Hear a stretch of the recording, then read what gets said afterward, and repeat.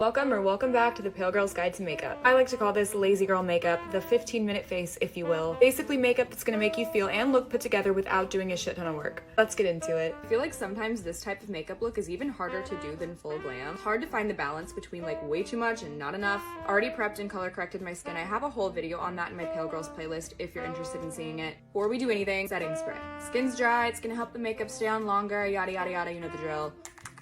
For brows, most days I like to throw on a little gel and call it a day. Don't really like messing with them too much. My right one always looks better than my left one, and that really upsets me. So honestly, the less that I have to do, the better. Difference a little bit of brow gel makes. It's very little effort, but it makes you look like you know what you're doing and that you actually tried. It's the goal, babe. That's always the goal. Have redness, breakouts, whatever it is that you're trying to cover up. I like to spot conceal before I go in with foundation. The Kosas concealer in the shade 0.5.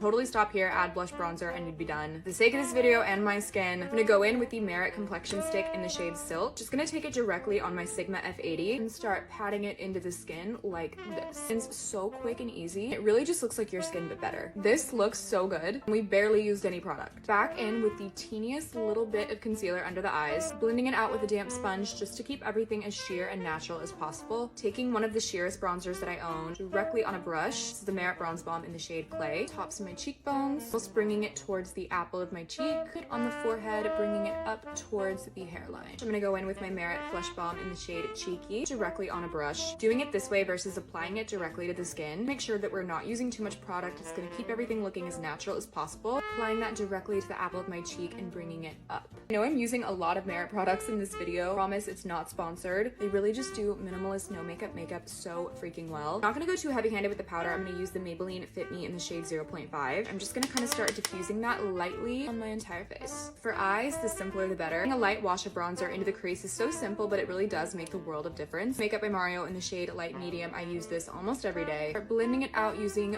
windshield wiper motions. It ties everything together without looking like you're doing the most. This is a step I refuse to skip no matter what look I'm doing. Hairdryer works too. This is just ingrained in my routine at this point. Go in with my Redhead Revolution mascara. Have it in the shade Genuine Ginger. Really just mainly focusing it on the outer corners. A little bit of the Milani Fruit Fetish lip oil, shade 120 Strawberry Melon, for a little bit of hydration and pop of color.